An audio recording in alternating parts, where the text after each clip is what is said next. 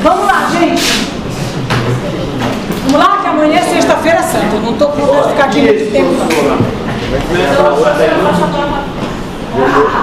Vamos a algumas fosforilações em relação às anemias. Paciente assintomático traz o seguinte hemograma solicitado em exames de rotina. Gente, vocês vão ver muito isso, que são aqueles periódicos daquelas empresas, tá? O paciente fez porque era rotina daquele periódico. Ou vocês vão ver que ele passou no concurso, aí ele faz um periódico, dá uma anemia, vai, não aceito no concurso enquanto você não passar. Então ele vai trazer para você, ele não sente nada, ele não tem nada, mas ele descobriu em exame de rotina, em pré-admissional ou demissional, ou um concurso, um hemograma desse tipo. Hemácias 3,5 milhões, hemoglobina de 11, hematócrito de 30. Ele tem anemia ou não? Tem. Beleza. É uma mulher. Ok. Não sei, a pergunta da USP estava assim. Não me pergunte coisas que ficam difíceis. Vamos lá. VCM dele é 75, ou seja, o volume corpuscular médio está baixo. Qual é o normal? Isso, 80, 96, 80, 98, dependendo do laboratório. Então essa hemácia está pequena, como nós falamos. Então eu estou com anemia. Muito bem. O CHCM está 26. A concentração de hemoglobina está 26. Como falei para vocês que eu não vou pedir esse marcador, porque a gente quer logo o CHCM. Concentração de hemoglobina corpuscular média 30. Qual é o normal? Exatamente, 32 a 36. Classifica essa anemia. Anemia. Perfeito. Então vamos responder as perguntas. Então estamos diante de uma anemia microcítica e hipocrônica. Concorda? Então responde. Afobado. Caso seja uma mulher grávida, esse hemograma está normal, dependendo do trimestre gestacional, aquele cedilha não existe ali, com indicação de reposição de ferro, sim ou não? Não. Ela tem que ser. Tem que fazer dosagem de ferro. Ou pior, tá testante. Aí tá. Vamos lá. Escutei aqui, beleza. Você argumentar, tá certinho. Alguém aqui disse que... Assim, a questão do hemograma dela vai dar normal. A questão da anemia? Ela não vai estar com anemia, só que vai estar alterada a anemia, só que você está muito decente dessa, que tem que estar alterada. Mas se você pegar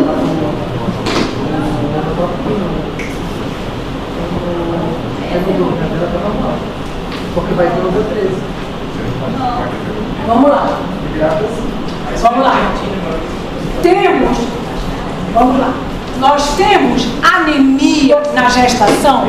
Sim ou não? Sim. Então este hemograma é compatível com uma anemia de uma grávida? Sim ou não? Sim. Sim. Entretanto, o que é que está alterado?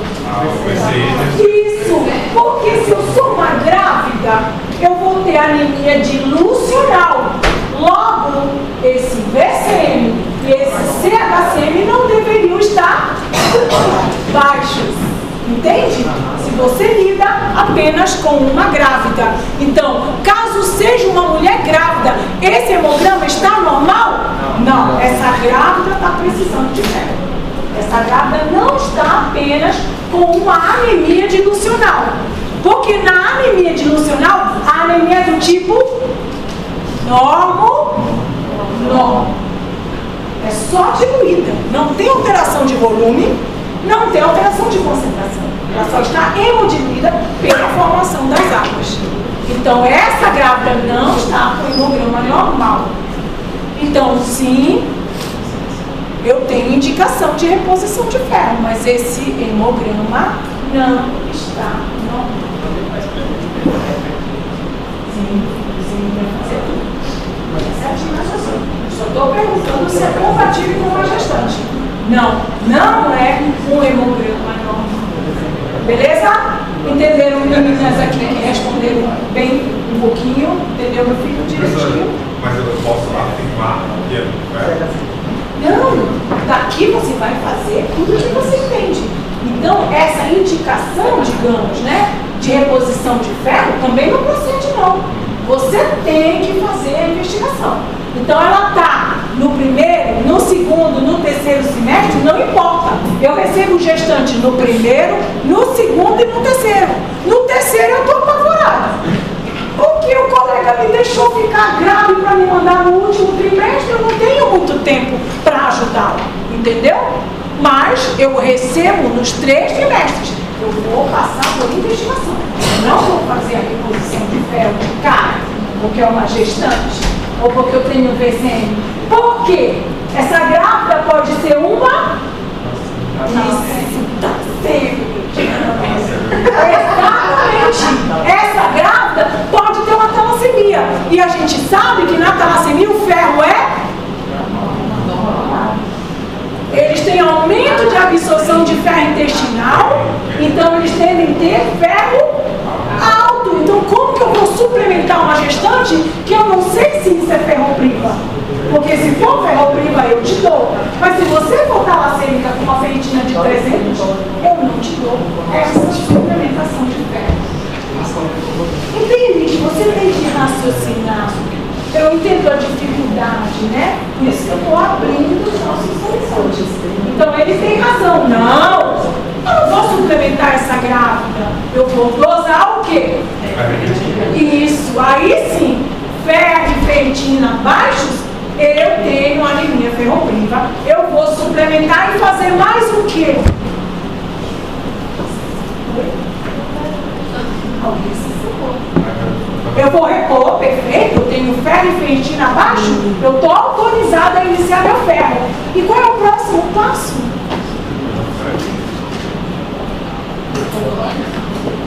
Oi? Oi, meu filho?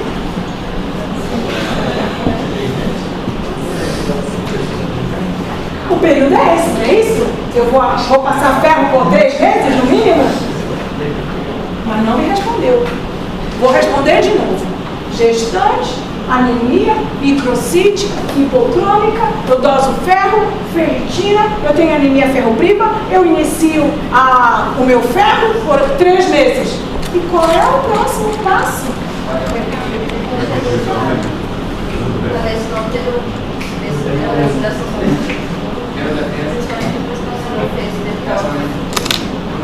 Mas ela vai ter que ter uma decisão séria para fazer.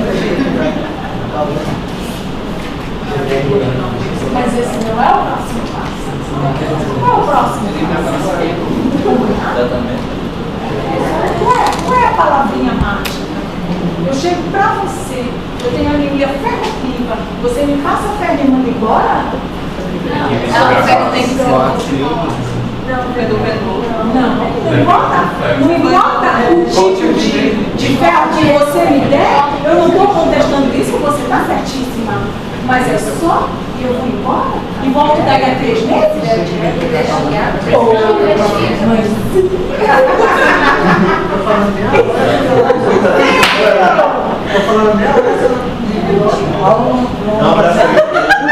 Pronto, aqui alguém disse investigar. Aê! Bom aluno, bacana. É isso mesmo. Tem que investigar. Então, se você quer aplauso, tem que falar alto, criatura. Então, eu tô surdo. Então, tá certíssimo. Entendeu a diferença? Tudo que foi dito aqui tá certo. Mas você não pode me mandar para casa 3 meses sem saber a palavrinha mágica. Qual é a palavrinha mágica? Investigar.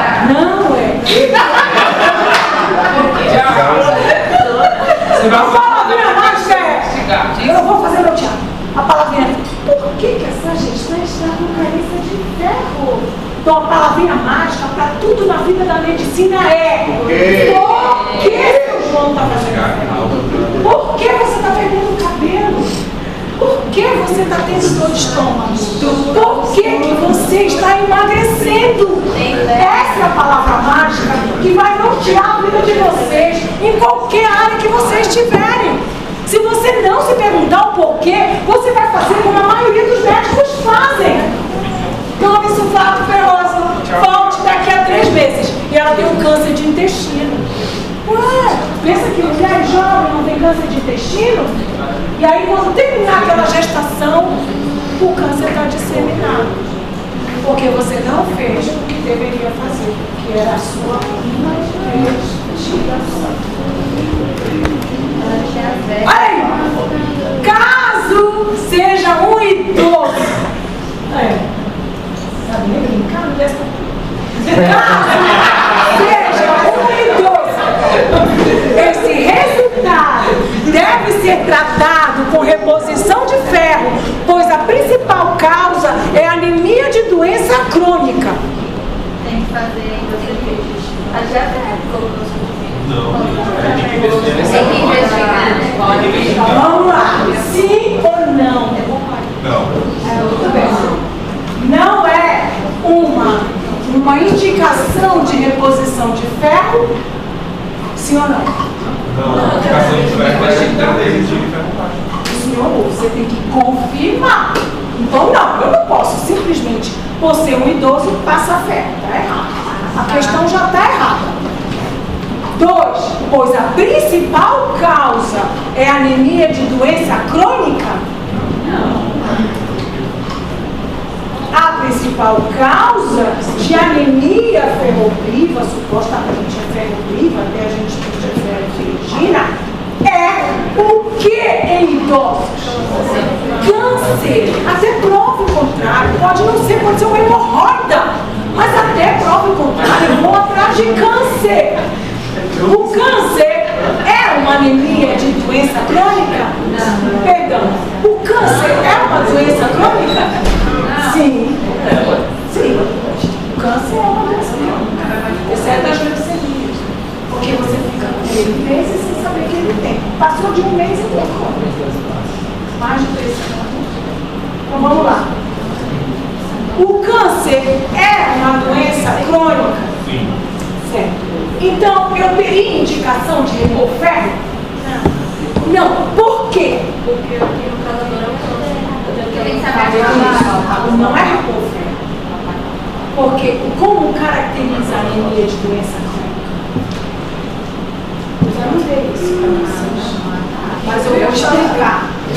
Se eu tenho uma anemia microcítica e hipocrônica, eu doso ferro e ferritina, eu tenho 3 possibilidades de diagnóstico. Ferro baixo, ferritina baixa, perfeito. Ferro alto, ferritina alta, ferro baixo, ferritina alta, anemia de doença. Então a gente voltará a ter que pedir ferro e ferritina. Anemia de doença crônica geralmente consome o ferro circulante, mas a inflamação crônica que aquele organismo está não permite a utilização do ferro de depósito. Então, ferro baixo, ferritina. É só um detalhe, tá? Mas é para você entender que aqui a gente não pode suplementar, porque a gente não sabe se é anemia de doença crônica. Porque a gente precisará do ferro e da ferritina. Em relação ao ciclo, que é o câncer, vamos lá. Ferro. Entendeu ferro? Ferro sério. Então, ferro. É o que está no sangue. Isso, está segurando. Está no sangue. Então, só que ele precisa ser transportado para a fábrica, para formar a hemoglobina e para o fígado, para o meu depósito. Ele só pode ser transportado pela transferência. A transferência, ela é um caminhãozinho. Então ela vai se saturar de ferro, como se ela fosse colocando de ferro nesse caminhão. Mas ela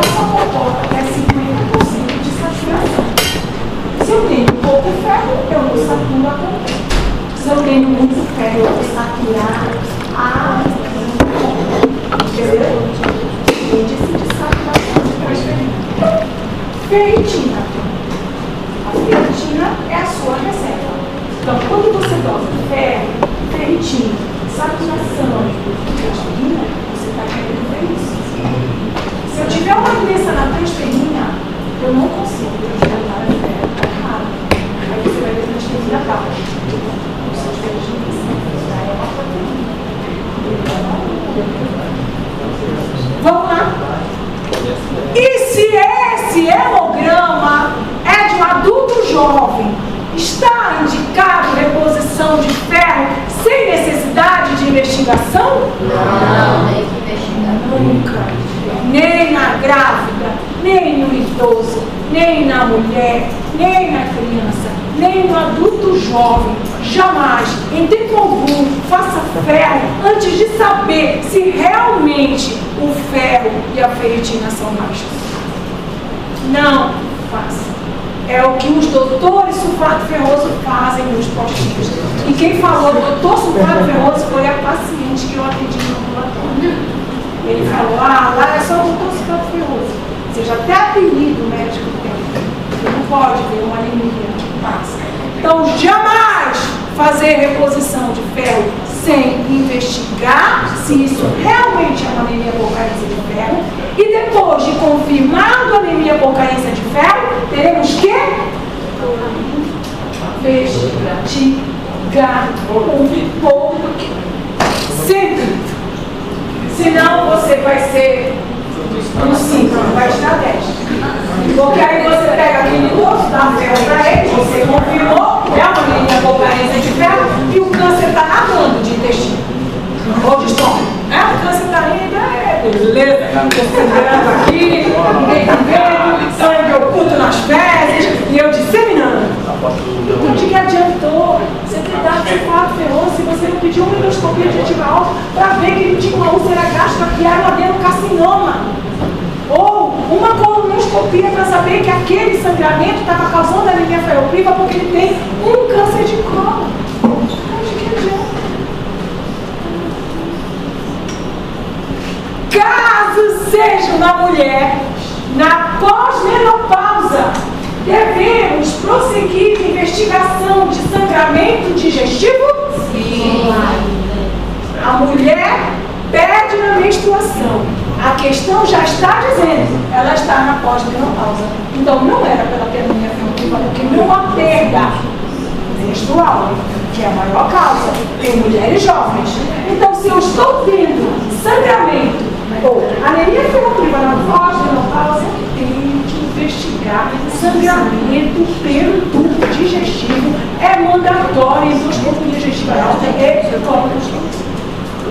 Padrão ouro. Todos nós.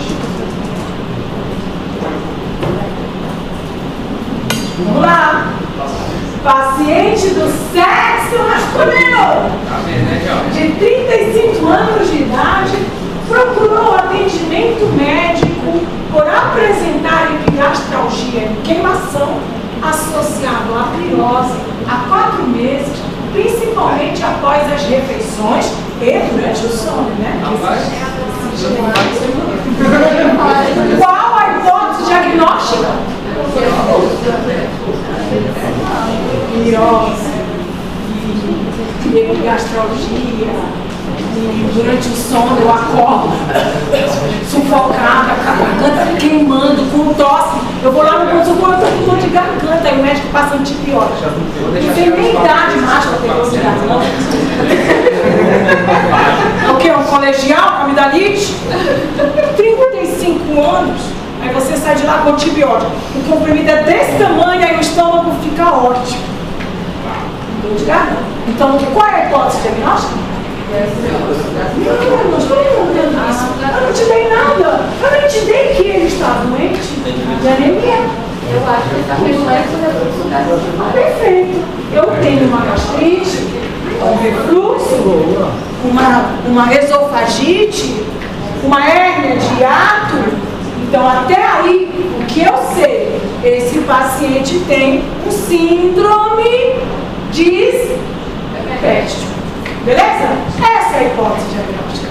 Que pode ser a doença do refluxo, uma gastrite, uma esofagite, uma úlcera gástrica ou duodenal. E essa úlcera pode ser um câncer. A gástrica, a duodenal, a gástrica sempre será biopsiada. A duodenal, hipótese diagnóstica. Tá? Vamos lá. Qual o próximo passo? Isso, então o que você faz? Fazer endoscopia digestiva. Muito bem. Você não está ainda pensando em coloma, porque o sintoma é alto e é facilmente diagnosticado através de uma.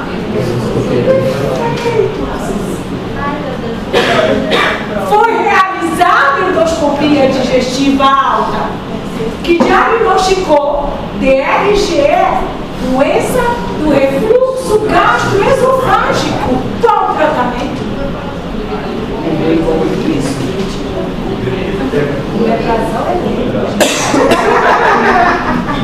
Gente, é chique. Está respondendo questões médicas.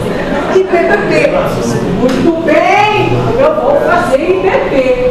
Muito bem. Se eu fizer IBP, eu vou melhorar? IBP, ele vai inibir a secreção. É isso? Mas o meu refluxo.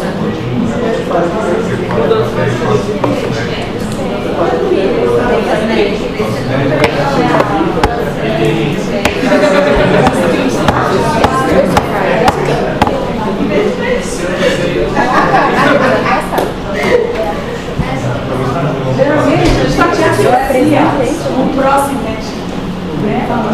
Uma dompedona.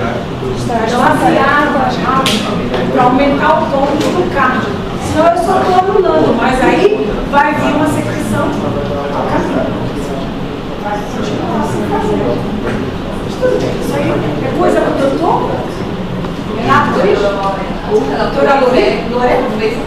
Não, um paciente do sexo masculino de 35 anos de idade procurou atendimento com um quadro que a gente já conhece, né? De doença do refluxo gastroesofágico. Fez endoscopia, confirmou a doença do refluxo. O paciente vem usando o inibidor de bomba de próton, porém relata que vem usando o IBP há muitos anos, sempre que apresenta os sintomas. Ou seja, você acabou de descobrir que esse mesmo paciente não é de hoje, que ele tem doença do refluxo e que ele abusa do IBP. A longo prazo, o que pode acontecer com o uso abusivo desse medicamento?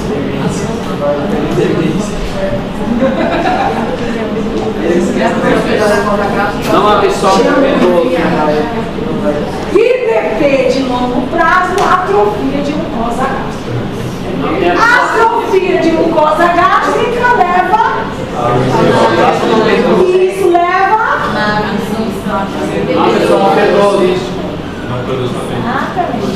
Vai atrofiar o produtor, as células parietais produtoras do fator intrínseco, a vitamina B12 não se acopla e ele vai ter. Isso tudo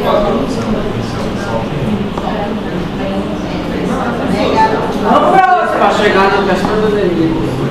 É, porque é assim que ele vai chegar para você.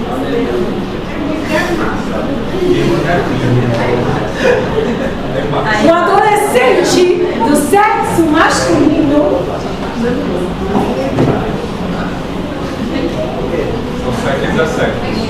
Vamos lá, um adolescente do sexo masculino de 17 anos, procedente de zona rural.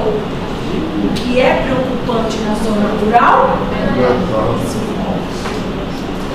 Procura atendimento médico por primeira vez. Logo, é um adolescente rígido, abusivo rígido, queixando-se de dores ósseas e astenia desde a infância.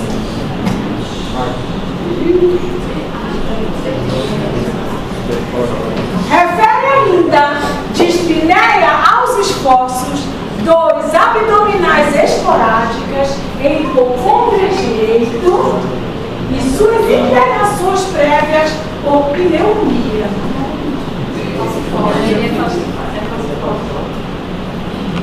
Ao exame físico estava descorado 2 cruzes em 4, ictérico 2 cruzes em 4, pressão 120 por 65, frequência cardíaca de 100.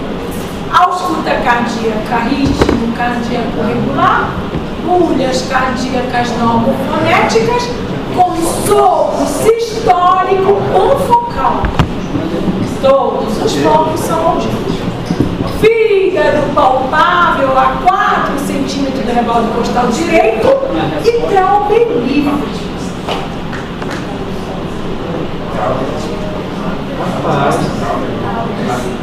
Ali, quem vai dizer o que?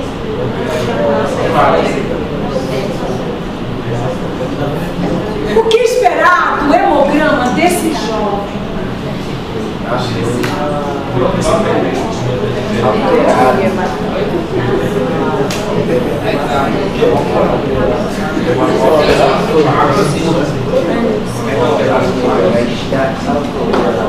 Baixo porque está baixo.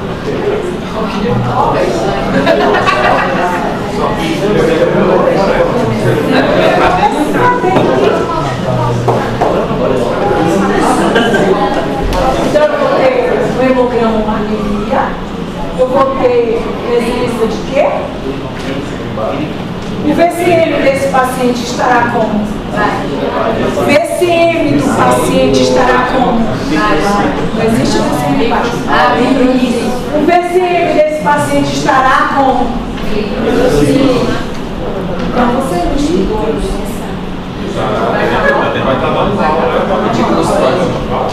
Por quê? Falou no hemograma aí. Falou. Certinho. Como estará o VCM desse paciente? Agora facilitou tua vida, né? Macrocitose. Ué, não é uma anemia hemolítica hereditária, já que todo mundo cantou aqui que ele tinha anemia falciforme. E como é que você me diz microcitose? O cérebro vai comer solta na prova. Vamos lá.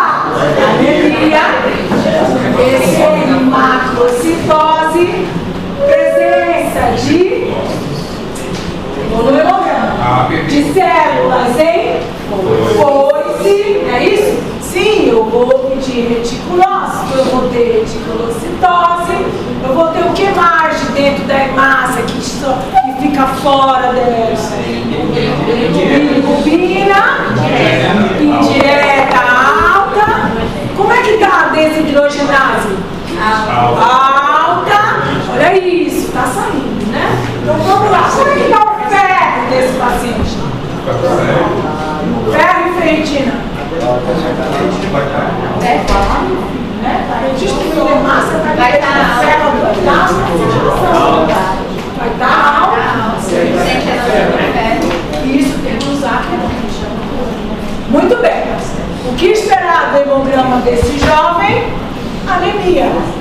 Isso aqui eu falo. Vamos ensinar a voltar. Senão vocês dão diagnóstico e não é o que eu estou pedindo. E se eu pedir característica de hemograma e você botar anemia falciforme, vai estar errado. Depois, isso, que absurdo, você recebeu o diagnóstico. Eu não pedi isso. Eu pedi hemograma.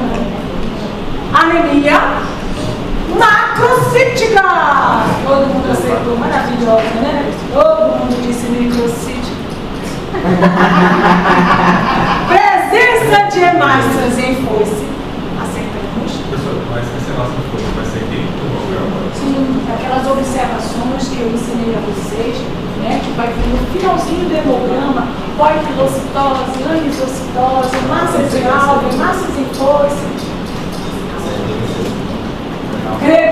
Corpúsculos de Raul-Joly. Por quê? Por isso o trauma é livre. Já houve autoesplenectomia. Então, os corpúsculos que seriam tirados pelo braço, o braço não existe mais. então eles ficam soltos. Então vai haver a destruição dos glóbulos de Rauch-Jolin. Hiperbilirubinemia, reticulocitose, isso todo mundo aceitou. Quanto à talassemia, responda. Normalmente se apresenta como anemia e há ou não há indicação de transplante de medula óssea na talassemia? Não? Zero para todo mundo. Está lá escrito na talassemia macho, beta, talassemia macho. Esses pacientezinhos vão para transplante porque eles vão morrer. Eles são dependentes de transfusão. Tem que ir para transplante. A hemoglobina H é formada por tetâmero de quê? Como assim?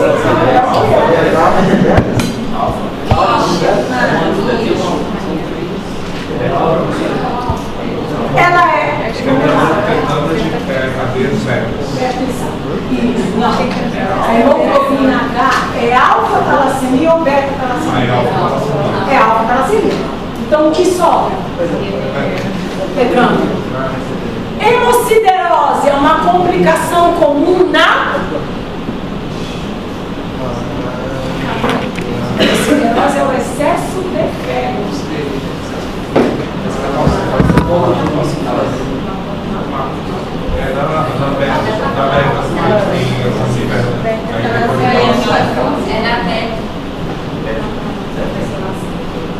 Porque na alfa o ferro é normal.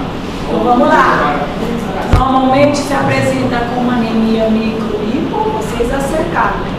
Sim, há indicação de transplante de medula óssea na alfa, na beta-talassemia macho, lembrado. Hemoglobina H é uma alfa-talassemia. Logo sobra cadeia beta. Então é a formação do tetâmero de beta na cadeia. E a hemociderose é uma complicação da beta-talassemia macho. Ela vai viver de transfusão de sangue. Ela vai ter muito excesso de ferro. Lembre-se a pergunta que é em relação à talassemia. Eu já está falando de anemia falciforme. Pay attention. É só. Deu para dar mais ou menos uma noção de como o raciocínio se forma? Ficaram assustados? Muito!